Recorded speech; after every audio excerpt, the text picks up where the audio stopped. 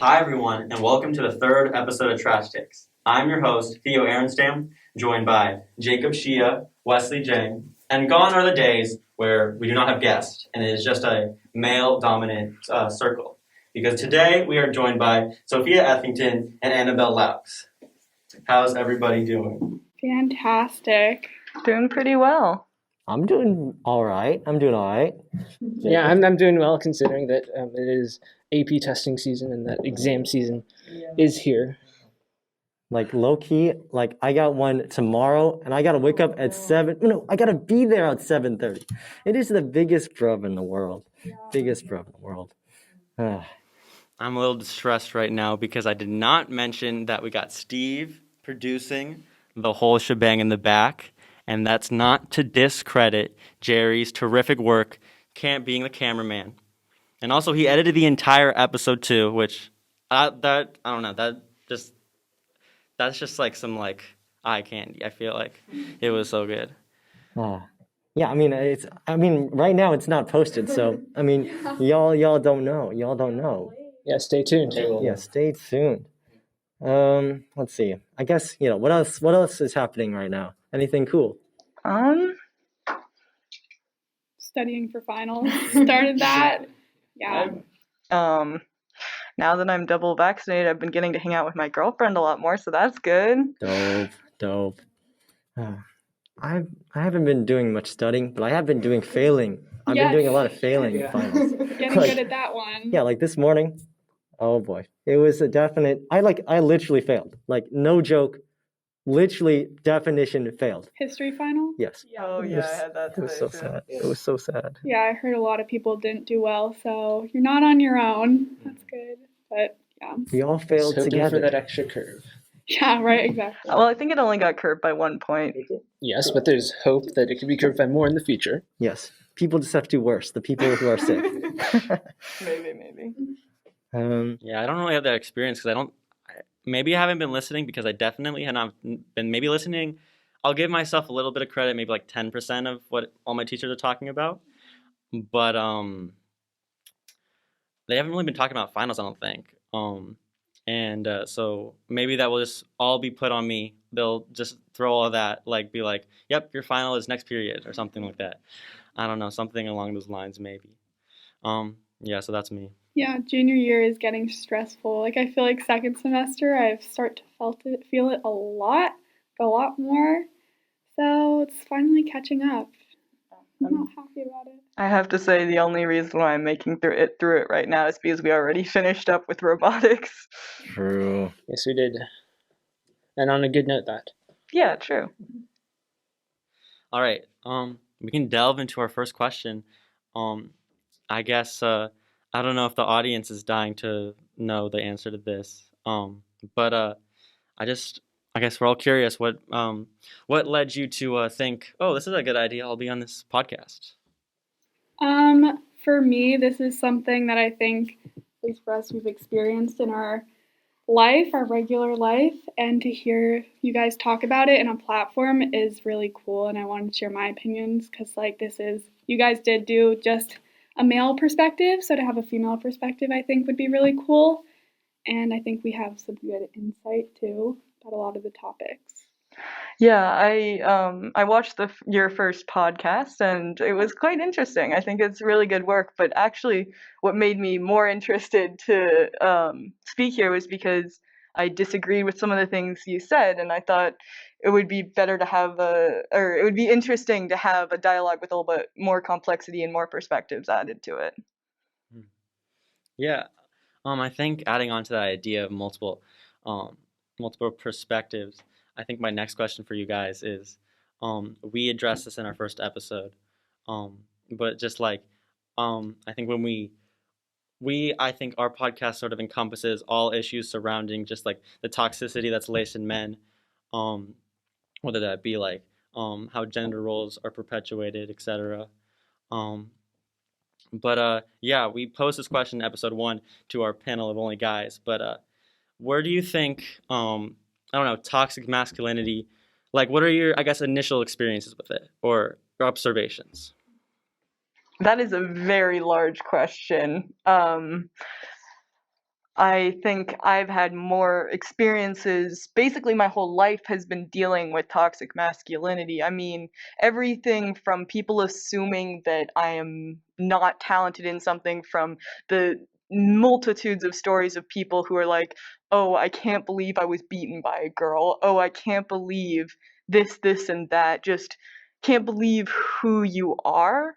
And to constantly have to define yourself against roles that will always find you lacking and will always find you lesser than. And everything from people thinking that they have the right to be with you if they find you attractive, to thinking they have the right to know who you are, and just there's way too much to answer in any single question, I guess. Or I completely agree. I think there's just a sense of entitlement that men can kind of do whatever they want to women, and I think that's like part of toxic masculinity. It's like that sense of entitlement and just like being constantly told in maybe not very obvious ways that you're less than and that men are better and can do more than you has been around our whole lives. So Yeah. something we experience a lot, and even if it's not intentional, it's still there. So that's something that we go through like every day. yeah. Yeah, I think it's really important that you guys are sharing this because I mean, like before on the podcast, I mean, my first experience, or I guess realization that it was at Piedmont, was over the summer, and I mean, it just goes to show that yeah, I mean, I touched on this on the first episode, but we don't see it, but I mean, for you guys, I mean, it's like the whole life you've seen it, and I mean, I just think it's just kind of a bro. For lack of a better term. I don't know. Yeah, I don't know. What do you... Yeah, similarly, I haven't experienced toxic masculinity until I entered high school, when there's that pressure not to be gay, and every time that you did something that was remotely feminine, you're called gay, and that kind of shaped my personality up to this point, and it still continues to shape my personality to some extent. And I think that one of the primary drivers of this is the patriarchy. So as you may know, there are most of the institutions in this country and in the world are run by men and dominated by men. And this has an impact on things that we've talked about before on this podcast, like sexual misconduct, toxic masculinity, and the restrictiveness of gender norms. So in the case of toxic masculinity, I think that this is a classic example of how power, when left unchecked, can corrupt the individual, right? So the power that men have gained from being in this position of power kind of drives that power-driven toxic masculinity. And in the case of sexual misconduct, we look at the case of Brock Turner. I don't know if you've heard of that, and also to some extent Brett Kavanaugh. It was the patriarchy that I think silenced the woman, and the woman was criticized, and in the end, the perpetrator was given very very lenient punishment than what they should have, and I think that's because of the restrictiveness of this patriarchy, and that fear that women have of speaking out about their traumatic experiences. I don't know if you guys have experienced that, but that's something I've noticed in recent news. Mm-hmm. And it's interesting to notice that when women speak out about being mistreated, about not having that power, they're instantly denounced and treated as some sort of lesser being. And it's kind of ironic that when protesting that treatment, they get it worse. It just becomes worse. And I think that's why it's hard for a lot of women to speak out, because as soon as they speak out, they are a target for everyone to look at. And I mean, that's a hard place to be. And watching those people watching the accusers getting criticized for like potentially making up a lot of the story, and just being heavily criticized in general, about multiple aspects of their argument, that even furthers the fear for other females to go out and speak out about their traumatic experiences. Yeah, I read a statistic that was saying that only 5% of assault or uh, fake claim, it's only 5% that are fake. And so when everybody's like, oh, well, it could be fake, is this the truth? Like, do you think she's over exaggerating? It's like, well, chances are she's not. And something that I like to say is, I'd rather believe a liar than a rapist. And I think that's something that's kind of important because rape is a heavy topic, and if you're gonna be denouncing these victims, like you were saying, it like deters other victims from coming forward, and it's adding to the problem. So it's something frustrating, or it's really frustrating to see people say, well, like, oh, well, what was she wearing? Like, is this the truth? I think that that kind of language is really, really toxic and is contributing to the issue a lot. Honestly, on that topic, like the fact that women owe other people something simply by existing, simply by wearing clothing, simply like I was saying, simply by being the target of someone's attention, you do not owe anyone anything. And yet our society treats it like as soon as you are the object of someone else's attention, you owe them something that is not something you ever should. And like I've had experiences with guys who have asked me out, and when I told them I was gay, they tried to convince me that I wasn't. Like they know me better than I do. Like I deserve like they deserve me. It doesn't work that way. And yet the entitlement that is brought along with toxic masculinity and the patriarchy that allows men to believe that their only position is to have power and to have control does not allow for people to realize that women don't owe men anything. And that is a very hard thing to try and convince people, apparently. I mean, I don't know. I guess hearing what you guys have been saying, I mean, I feel like it's kind of, I don't know. I kind of am like kind of cringing in a way because I know that I think in the past I could have been one of those people who, who didn't, I guess almost in a way believe that, I guess this was happening, or like that I could have been like one of the people, I guess, who just didn't, I guess, understand. And I feel like, you know, I just, I don't know. There's kind of almost like a little bit of shame. I don't know. And, I feel like, I don't know.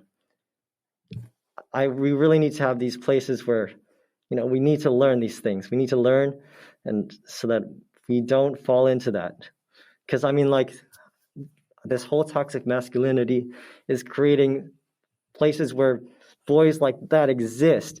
And I mean, it's just so, I mean, so terrible that we're creating boys that are like this.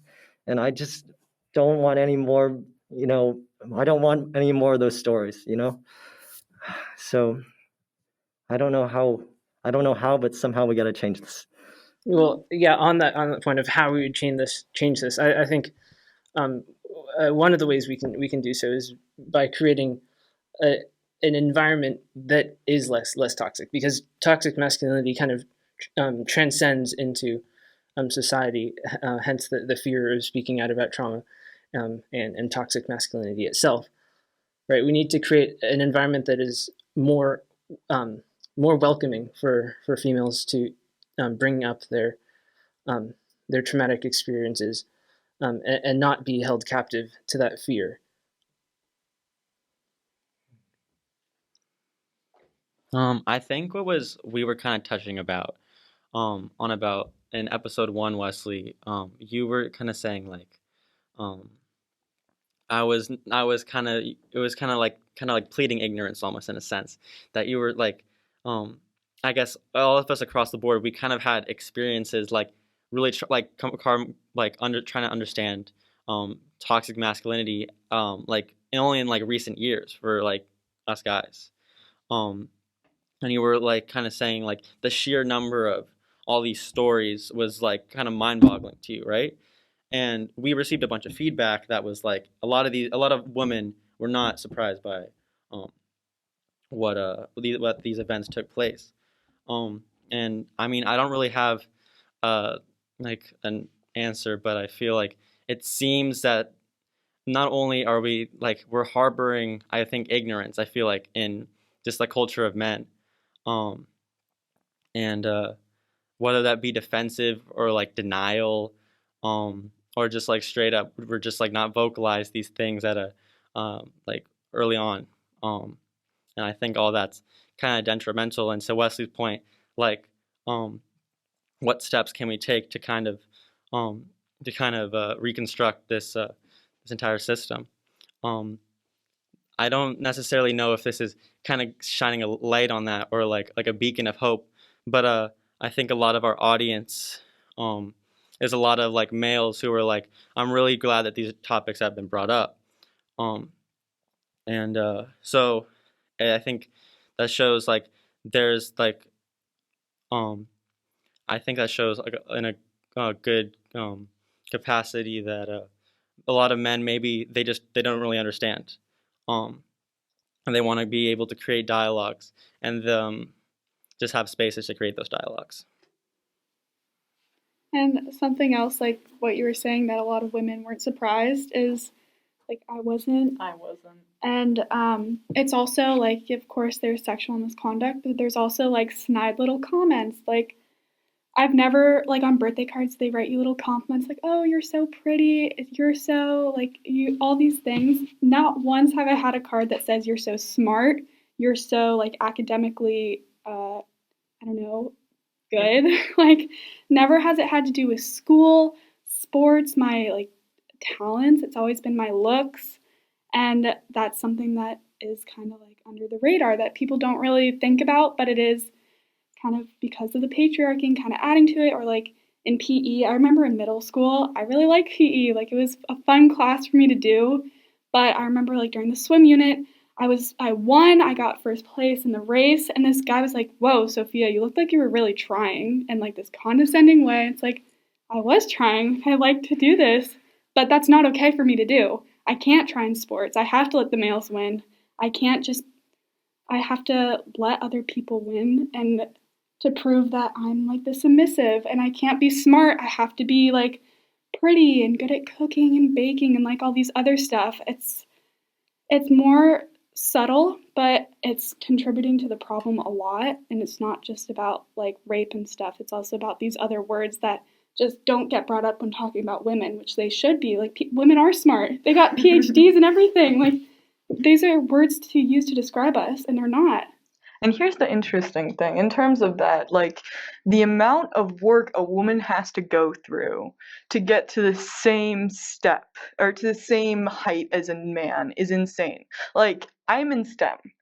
The amount of comments I have had against me, the amount of people who have just degraded me at every step of the way, at hackathons, the guys who don't think I can code, who think that they can explain it better to me when I know more languages than them. It's like the work you have to put in to even get the same level of recognition is so much more. And that's just to get recognition that's the same level, let alone be acknowledged as better than. To be even acknowledged as equal, you have to put so much more work in. Yeah, I think what I think when I so what, kind of what Sophia was touching on is like she was demonized just for trying. Um, and I feel like even in that I feel like that like just those words kind of stem farther, and it's like I feel like I've had so many instances in Piedmont where it just like it's like people are just demonized for just trying, and it's like I guess it's as a joke, but it's like it just like doesn't sit right with people that other people are trying to perform better. And it's like I think it's under this notion that like everything's supposed to be casual. Um and like people are like you don't need to try this hard. It's just we're all good. We're all good here, but we're not good. This is a real problem, and like I feel like that kind of notion that exists in our social circles where it's or I think a lot of it is probably perpetuated by guys where it's like um stop trying um stop trying to do like compete to the best of your abilities. I think that probably stems farther societally. Hmm. Yeah, it's interesting in terms of that because it's like that same level of effort that I'm saying you have to put in to be acknowledged equally as a woman. It's discouraged at the same time, and to try hard in a culture where basically if you don't try hard and you do well, then wow, you must be naturally good at it. And if you try hard and do well, you're try hard. And so it's like there's no place to be where you can actually get good at something by practicing it and be acknowledged for that. And yet, for girls who don't necessarily get exposure to just just getting exposure to things like Boy Scouts, for instance, which the girl equivalent of it, I'm sorry, but I like learning how to use knives. I don't want to be in Girl Scouts. You don't get that sort of exposure. And so to get good at that sort of thing, I have to practice in my free time. I have to try hard. And then suddenly I become this thing that is not good. And I think that applies to a lot of things. And it's an issue for both men and women. And female identifying and male identifying, but it's also a problem for trying to achieve equality. Yeah. And I think this is, I don't know, very interesting for me because I guess one of the questions that I guess I almost had coming in here was like, I was wondering, why, these notions of like, I don't know, the patriarchy and like these systems are, I guess, perpetuated in a way. And then I guess from what you guys are saying, it almost seems like it's kind of almost self-perpetuating in a way. Like the fact that, I guess, I don't know, men are always expected to do better and stuff kind of makes the inverse also true, where people expect, I guess, female identifying people to do worse. And I don't know. And I guess as that continues, it's creating like, I don't know, like, yeah, the instances where, if people try to, I guess, break that notion, you're, I guess, going out of the norms. And I guess, yeah, in a way, you're demonized for it.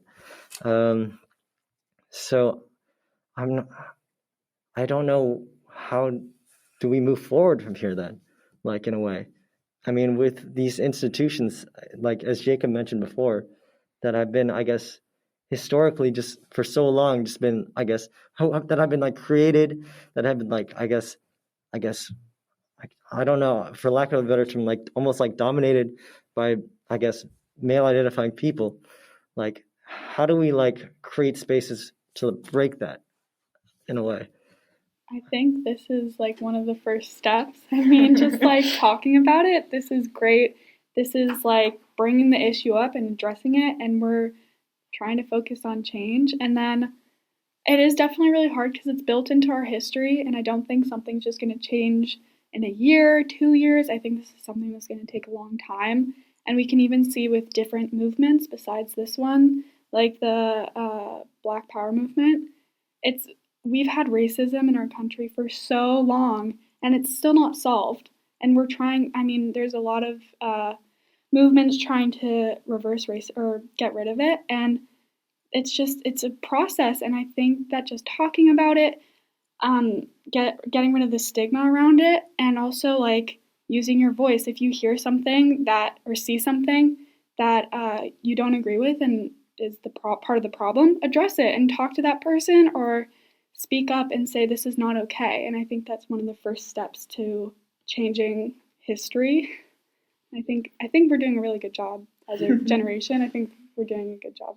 Well, yeah, as just to understand the scope of this issue, and like this will, I think that this will be a long, drawn out process, especially because the patriarchy has arguably existed since the beginning of civilization, dating before even racism, to some extent, and part of the patriarchy. Another reason why I think that it's difficult to dismantle is because last time we talked about the psychological differences between men and women, and it's scientifically proven that boys are more competitive by nature psychologically, and that as we see here that transcends into society, that competitive nature. But this has worked for me, and I encourage the audience to try this as well. But try applying that competitiveness to yourself. Compete against yourself to become a better person. Compete against yourself to be more inclusive, and treat women as equals. Here's an interesting thing, though, is that when you say it's been psychologically proven, do you mean it's been proven in studies? It's been proven in, like, actually looking at the brain pathways? Because there have been a lot of studies, but the thing is that, for instance, one interesting study that I liked looking at was that there was a study in which they gave a math test to female identifying and male identifying students, and they also had a control group of female identifying students. One of the groups of female identifying students, they gave the math test saying, this has been corrected. In most math tests, women are known to not perform as well as men, but this one has been corrected to be better for women. The women on that test did as well as the men. The women in the control group, who were not told anything different, did worse. So the effect of being told that you are worse, and being told you are not as competitive, and being told that you are different, can often have an extremely large psychological effect in making it so that is the actual truth. So I think that, yes, perhaps there may be differences between men and women, but it is really, really hard to differentiate those between what we have been told and raised with and told to be and therefore become, and what is actually different. And until we can achieve equality, which we may never, and we will always be working towards, we will not know what of that difference is inherent and what of that is societal. Definitely. Yeah, I think I agree to, like, in full. I think when I kind of compartmentalize, like, I feel like just men and women should just be looked at as equal. We should be trying to strive for, just like not saying, oh, this person's a woman, so she's biologically lesser. Like, I feel like in a lot of cases, like, even if that was the case, it doesn't even matter. Like, there's like women who have like achieved super terrific like like feats in like sports and stuff, and I don't understand why, like, it's like I don't understand why people just keep trying to perpetuate the idea that there should be some sort of divide. And what I was kind of touching on in our last episode was I agree in full that the idea that women should like or have the capability to like the idea that a man is like biologically stronger or whatever. I feel like women have the capability to be at that level. And I feel like what I was contextualizing is like conventional femininity, like I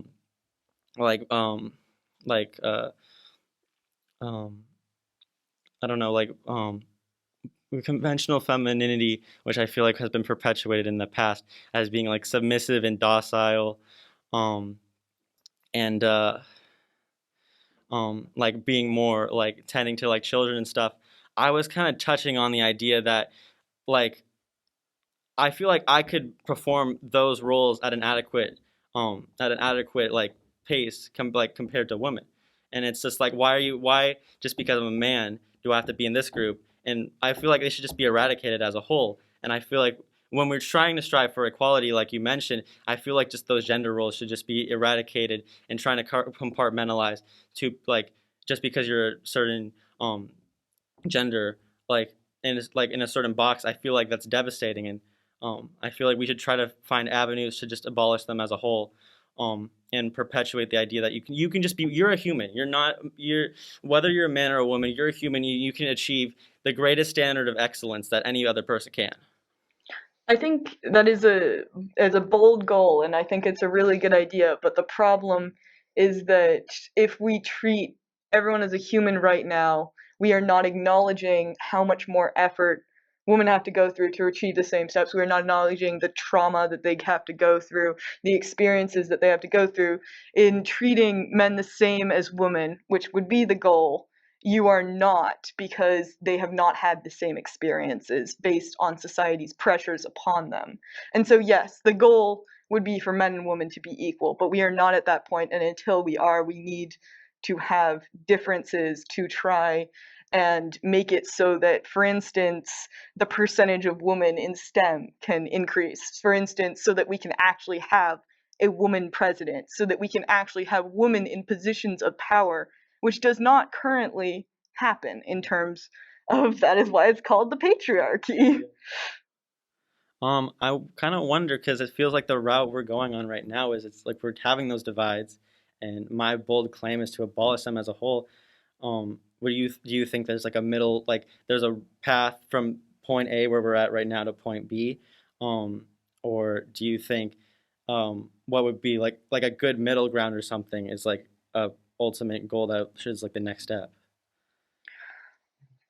I'm not sure if I entirely understand what you're asking for, but I do believe that until we can achieve more equality, that there needs to be programs to encourage women to do things that have not been traditionally considered feminine. For instance, there should be things like Boy Scouts for girls, except for not necessarily baking cookies and doing garage sales. There needs to be things like the way that in school, guys are often encouraged to be good in math and girls are often not. There needs to be things encouraging girls to do that too. And the same can be said for men. There need to be things encouraging men to be able to show emotions. There need to be things encouraging men to be able to be good at things like fashion and baking and poetry and things that are traditionally considered feminine. We need to make things more equal by not perhaps putting down people in areas which they're good at, but bringing them up in areas which they are not. Yeah. To add on to that, I think this is that idea that men have to be a certain way is perpetuated. It's not, yeah, this is a women's issue, but there's also like toxic masculinity. It's a real thing. Like, men can't be nurses, they can't be fashion designers, they can't be artists. And I think that, yeah, to get a step closer to equality, you need to address the problem and then fix it. So allowing men to do those feminine stuff, and like what you were saying earlier, like at the beginning, like being called gay just for doing something feminine, like why is that an issue? Like we need to dismantle that idea that being more feminine is a weakness and is a bad thing. And I think that's one of the first steps we need to take to achieve that final goal of equality. Well, along with that, I would have to say that I think the stigma of being gay, it should not be a stigma. It should not be a thing that is used as an insult, and yet it is, and that just goes to show what state of homophobia is right now. And in fact, if you look at statistics, women tend to, on studies, report in higher numbers as being gay or bi or anything like that, because the toxic masculinity that asserts that a man cannot be a man if he is gay does not tend to apply to women, and allowing men to be who they are in terms of sexuality, in terms of interests, in terms of anything they want to be is a huge part of dismantling sexism as a whole.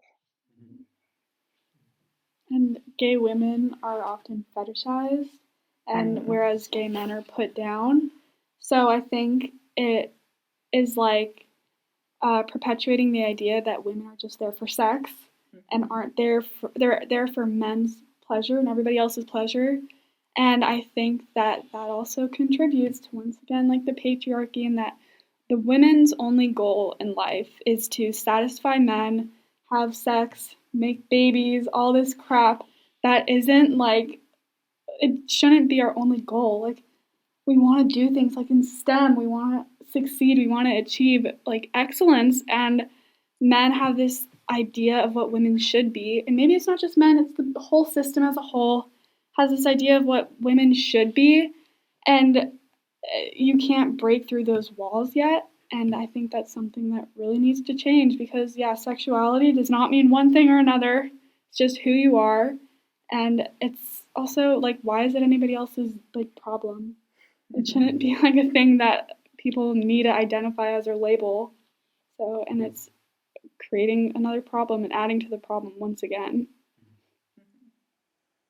I think what we were kind of touching on, I think, or I guess the theme that has spanned throughout the episodes is that as groups of guys, we're kind of harboring almost ignorance in a sense. And so I would kind of like to dismantle that and ensure that that's not the case to the degree that it might be. I was kind of wondering, we were kind of touching on a lot of this before the podcast, but you guys were vocalizing and saying you disagreed with a lot of what we were saying. And what kind of points do you think that we like missed the mark? For you said something about how like the all men are rapists, and you like here all men are trash, and you were saying like, oh, it's not really like fair to say that for men, and obvious, and so like it's also like the ACAB movement. Like, you're not saying that every single one is one way, but you can't tell which one is and which one isn't. And so you have to assume all men are rapists or all men are gonna do something, because you don't know. There's not a little sign above their head that says they haven't like sexually assaulted anyone. So you need to be cautious at all time and assume something, because it's about safety too. It's not like this light topic, and it shouldn't be something that people take personally either, because it's not about you guys, it's about us. Like, we want to feel safe walking home, and to do that we need to think certain things and do certain things to protect us. So it's not like all men are rapists. It's just you don't know which ones, and you have to assume that. That's how I interpreted it. Mm-hmm.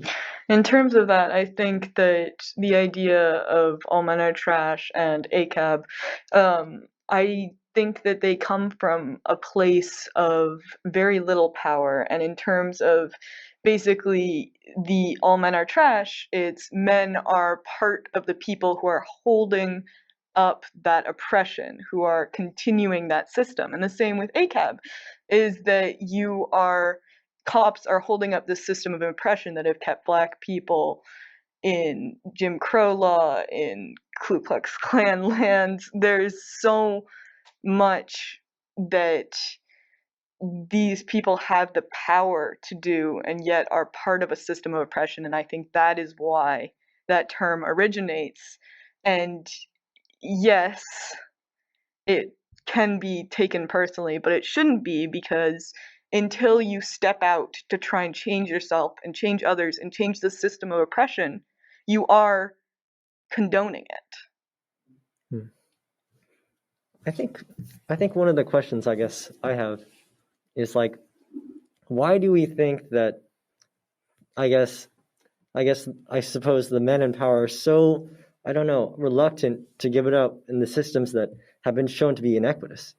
I mean, I feel like there's the obvious answer that, I mean, I guess in that process of equity, they lose something. They lose that control, and I guess that power, which I guess is part of toxic masculinity. But what else do you guys think? I have another answer. Well, I think one of the components is just the kind of fear of radicalism. It, like, before you guys explained kind of the reasoning behind the all men are trash sort of movement. I was under the impression that it was some sort of radical movement, and like as a society, or like people are naturally opposed to radical ideas. They like things to be how they were. And that's another one of the reasons why I think it is helpful to have female identifying people on this podcast for their insight and for that explanation that it is not a radical movement.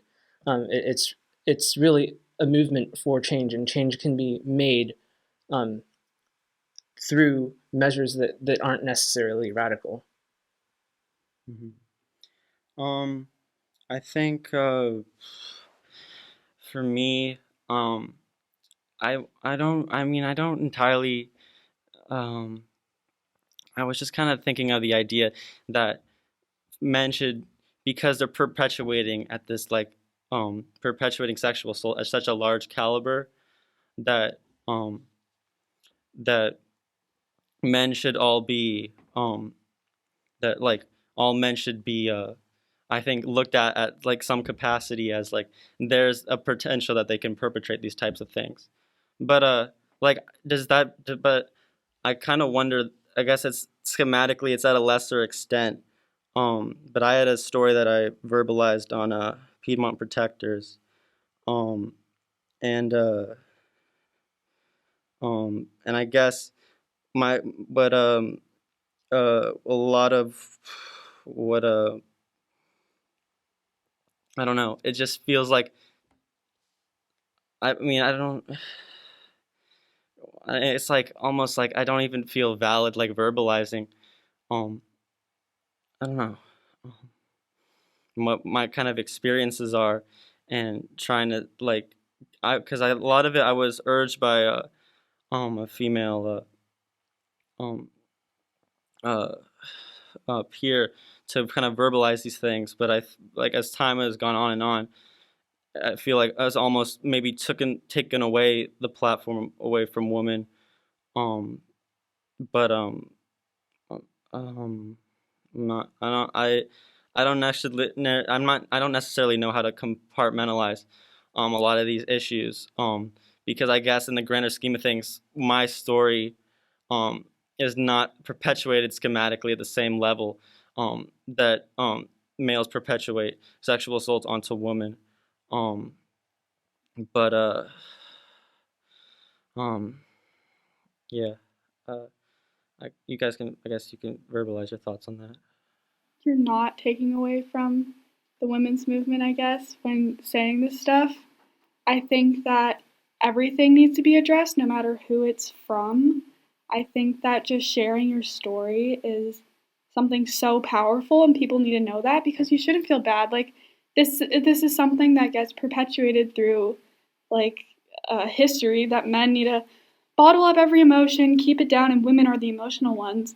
And that's something that's so detrimental. Like it affects young boys so much and affects them growing up. And I think that that's such a like almost like it's a toxic trait that has happened. And I think that you shouldn't feel bad vocalizing your stories because talking about it is a way to reverse it and help and change things. And it's just it's sad to hear that that's something that like you felt because you shouldn't have to feel that way. Like your every story is valid, and I think that's something that needs to be talked about in like within males because the toxic masculinity has hurt boys so much, and it needs to change. Like we can't feel this way forever, and it's really detrimental. So like it's completely valid and keep sharing. This isn't like I don't want to come on here and try and deter boys from sharing and men from sharing because like, well, it's we've experienced it, like we know, like no, that's not our point. It's our thing. Why I'm here at least is to share my perspective and help educate more, but also learn from you guys too. Because I'm not a boy, I'm not a man. I don't know what you guys go through too. So we can learn from each other, and it shouldn't have to be, well, this one is a better movement than this one. It's all something that we need to work on collectively. Yeah, and sexual assault is particularly hard because a lot of people seem to think that it can only happen to women, but it most definitely can't, and it is it's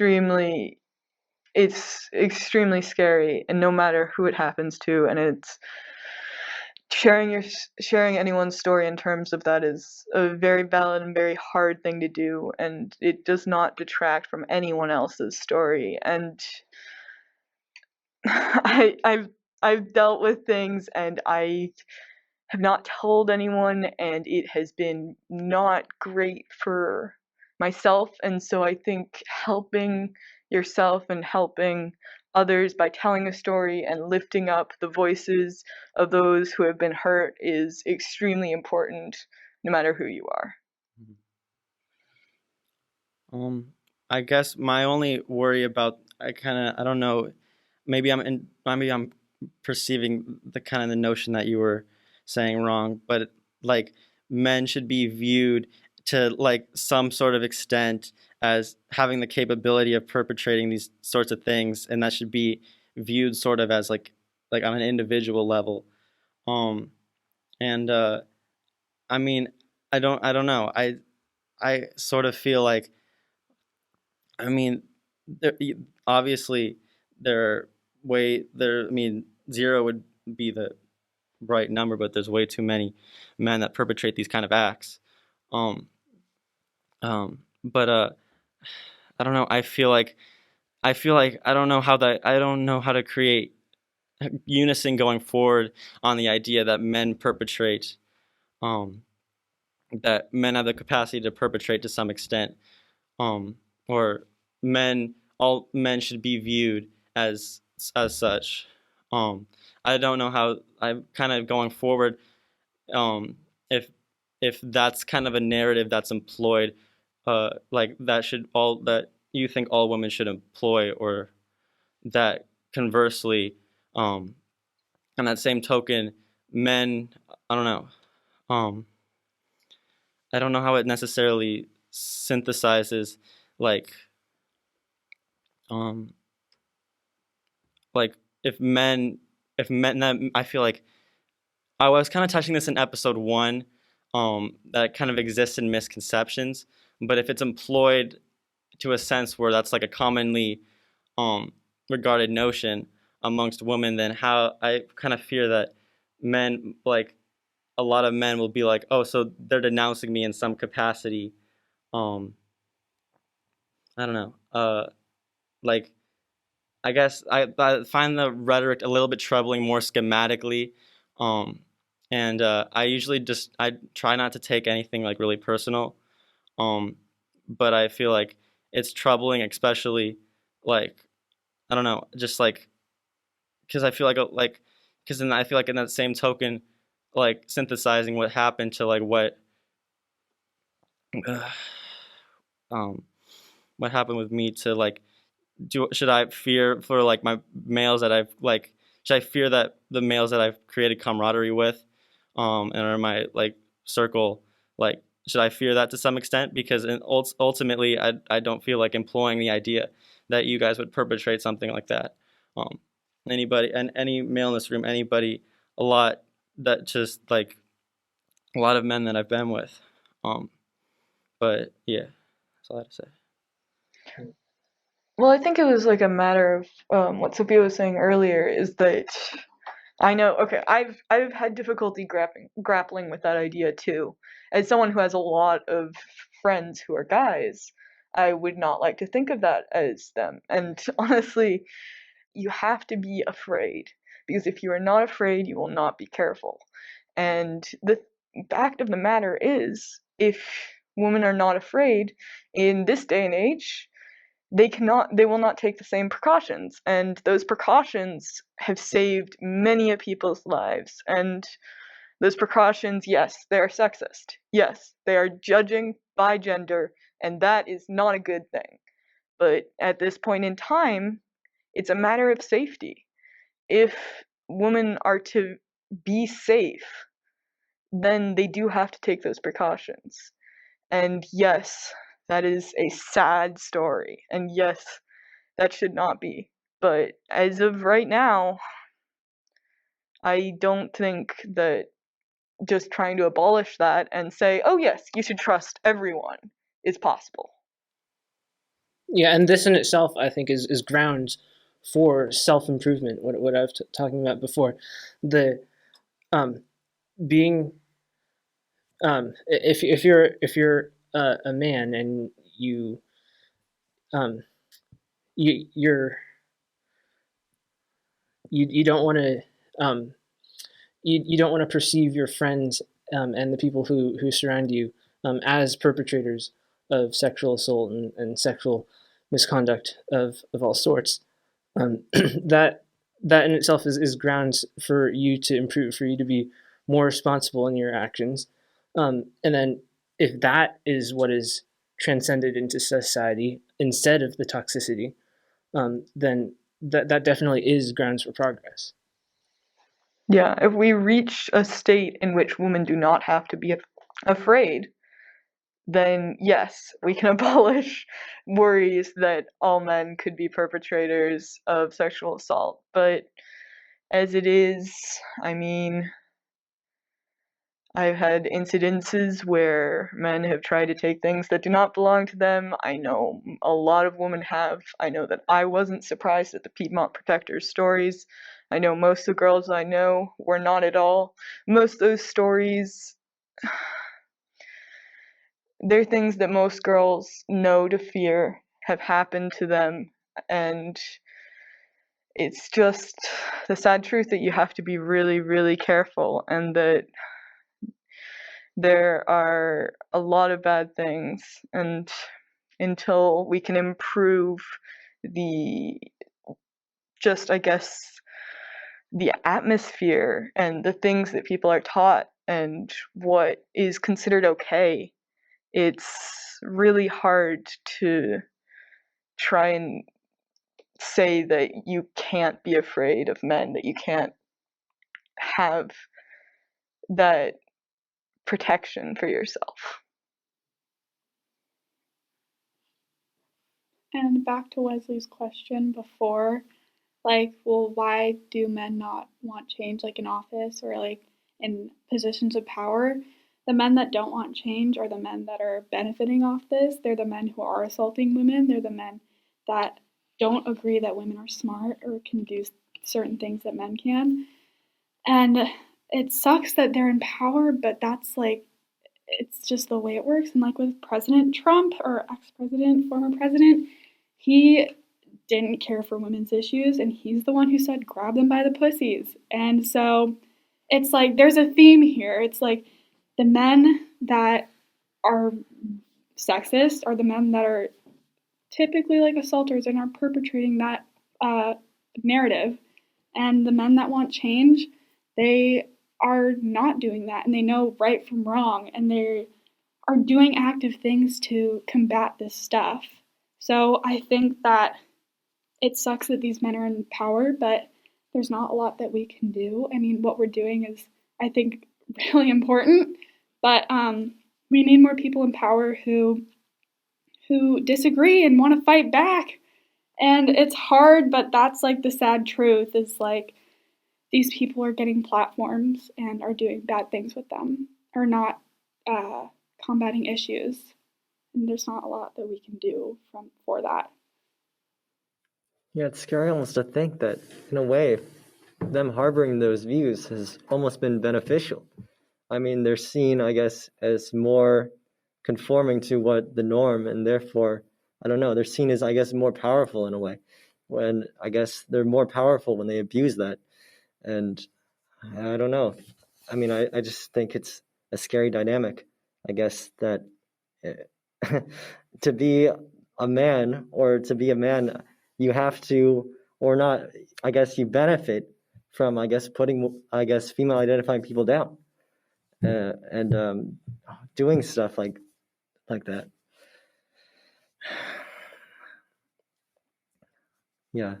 Yeah, it's interesting when you have a definition of power for men that includes your power over women, then you tend to have a lot of scenarios like what we have today. Yeah, they are less likely to want to get rid of it when they, like, there's power, and then, yeah, power over women. They know that they want that power, but it means, like, letting go of some of it, because if they want equal rights and they want to strive for greatness, so it becomes like a moral issue now. Like, well, do you want power or do you want equality? And I think that that's something a lot of people struggle with, and their morals are skewed. Yeah, and I think that that's definitely exhibited by the justification of the sexual misconduct. Like when Trump said that it was just locker room talk, that like I talked about this the first episode. It's not locker room talk, and to call it locker room talk is invalidating and does the opposite of equality, and is an example of taking that power, that masculine-driven power, especially in politics, over equality.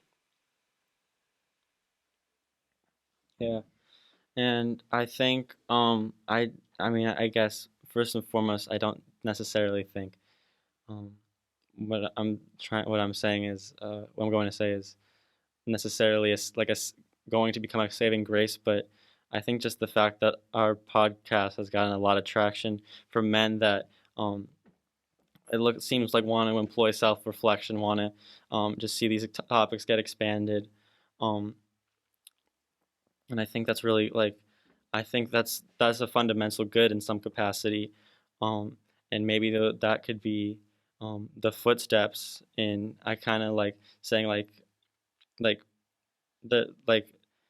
igniting the flame that these issues need to be changed, and it doesn't make any sense to employ sexism, and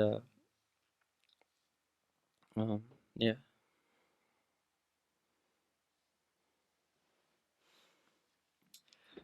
Do you want to leave it at that? I think that's a hopeful place to end it. All right. Yeah. Thanks everybody for watching episode 3. I think this was a pretty enjoyable conversation. I'm really glad that we got to synthesize, I guess, our viewpoints, maybe a little bit of ignorance with what you guys had to say, and I think just there's so much, there's just so much, so many things that you said that just super interesting. I'm my perspective was changed once, and now it's like a dodecahedron of that's how many just I feel kind of I've just been incited to that degree. So yeah, I just want to say, I mean, I really am appreciative of you guys for reaching out and coming on the show. You know, it took a lot of bravery, and I guess a lot more than I would have previously known. And I think I'm just very, I guess, grateful to you both.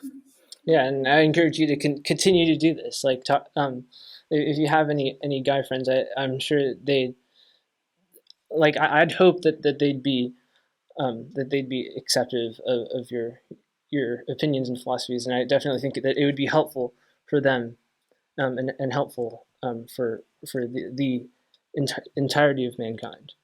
So I do thank you. Well, thank you for having us. It's been really fun to talk about it and see different viewpoints, and I think get a really good conversation. Mm-hmm. Yeah, it was definitely interesting to see, I guess, another viewpoint to add to my own and understand. All right. Well, episode 3 commences. Thank you guys so much for watching. I'm really, I don't know. I'm really I just feel great that we're getting an audience, and I feel like now is the perfect time to start having these dialogues with multiple intersectionalities. And yeah, this is just super duper insightful and super duper enjoyable. Thank you guys so much for watching. Thank you. Yeah, thank you.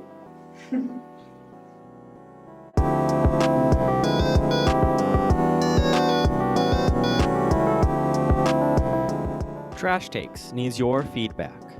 If you want to voice your own opinion and have us discuss it in a later episode, click the Google form in the description below.